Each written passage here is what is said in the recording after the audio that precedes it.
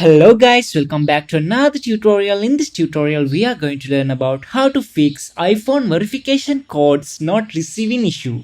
First of all, you need to open your settings app on your iPhone. Next, scroll down a bit and you can find this messages option in here. So tap on it. Then here you can see this iMessage option in the top. So if it is disabled, you need to enable it. If it is already active, you need to turn it off and on again. And if this SMS option is disabled, you need to enable it. And if it is already active, you need to turn it off and on again. Hope this video is helpful for you guys. See you in the next video.